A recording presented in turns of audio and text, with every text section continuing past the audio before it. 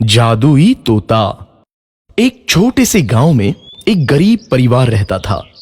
उस परिवार में रामू और उसकी बीवी सीता उसके बेटे चिंटू के साथ रहते थे। उसी गांव में एक तोता भी रहता था। उसका नाम था रघु। वो किस्मत का धनी था। जहां भी जाता वहां किसी भी चीज की कमी नहीं पड़ती थी।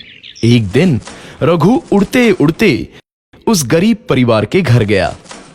रघु सोचता है, अरे वाह, लगता है यहाँ आज बहुत अच्छा खाना मिलेगा।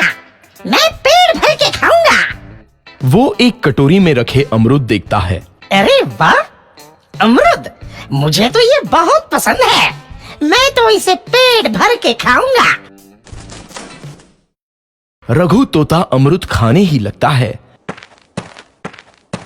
तभी सीता रघु को अमरूद खाते देखती है तो गुस्सा हो जाती है और उसे वहां से भगा देती है। भाग यहाँ से, न जाने कहां से आ जाते हैं। मैं तो परेशान हो गई हूं इनसे। सीता के भगाने के बाद रघु चुपचाप से एक कोने में रहता है। धीरे धीरे उस परिवार की बरकत होने लगती है। एक दिन रामू और सीता खाना खाते वक्त बातें करते हैं। आजकल हमारी बहुत तरक्की हो रही है, काम भी अच्छा चल रहा है। रामू कहता है। इस पर सीता कहती है, सच कहा, भगवान हमेशा ऐसे ही हम पर मेहरबान रहे। बेटा चिंटू भी कहता है, पिताजी, मुझे खिलौना लेके दो ना, मेरे सभी दोस्तों के पास है। रामू कहता है, ठीक है, जरूर लाऊंगा। सीता कहती है, कितने खुश है सब, मेरे परिवार को किसी की नजर ना लगे। एक तरफ ऐसी बातें होती हैं तो दूसरी तरफ रसोई में रघु तोता भी अमरूद खाते रहता है। मजा आया, अमरूद खाया, मजा आया, अमरूद खाया, मजा आया। तभी सीता रसोई में आती है और रघु तोते को अमरूद खाते देख बहुत गुस्सा होती है।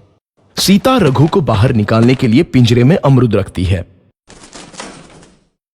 रघु जब अमरूद खाने लगता है तो पिंजरे का दरवाजा बंद हो जाता है और वो उसमें फंस जाता है।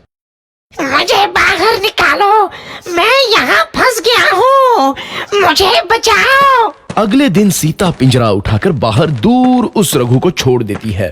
रघु के जाते ही उनके घर आई बरकत धीरे धीरे कम हो जाती है। उन्हें बहुत घाटा होता है। सीता कहती है, ये क्या हो रहा है? अचानक इतना कैसे बदल गया? अभी तक तो सब कुछ अच्छा चल रहा था। रामू कहता है, लगता है भगवान हम पर रूठ गए हैं। चिंटू भी कहता है, लगता है अब मुझे खिलौने भी नहीं मिलेंगे। और वो रोने लगता है और बाहर चला जाता है। कुछ दिन बाद रघु तोता फिर से उस घर में आता है। वापस आया, मैं वापस आया, अब मैं जमकर अमरूद खाऊंगा। रघु सीधा रसोई घर में चला जाता है और अमरूद खाने लगता है।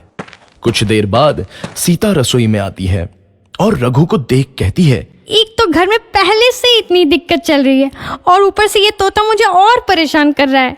सीता रघु को वहां से भगा देती है। रघु उड़कर किसी कोने में छुप जाता है। कुछ दिन बाद धीरे धीरे उस घर की बरकत वापस आने लगती है।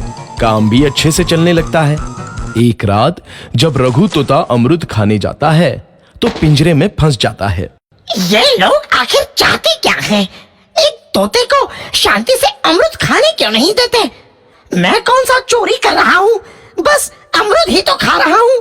तभी रामू वहां आता है और पिंजरे में रघु तोते को देख उसे बाहर छोड़ देता है। ये तोता भी कितना जिद्दी है, बार बार वापस आ जाता है। जैसे ही रामू रघु को छोड़ देता है, अगले दिन से फिर से उनके घर की बरकत जाने लगती है। काम में घाटा होता है।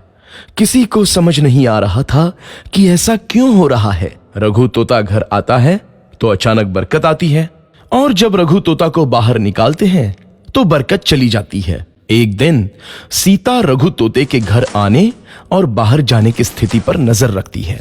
ये तोता जब भी घर आता है तो घर में बरकत आती है और जैसे ही ये घर से बाहर जाता है तो उसी के साथ बरकत भी चली जाती है। कहीं ये जादुई तोता तो नहीं है? अगली बार जब ये तोता घर आएगा तो मैं इसे कहीं नहीं जाने दूंगी। सीता रघु का बहुत इंतजार करती है लेकिन रघु तोता दोबारा उस घर में कभी नहीं आता।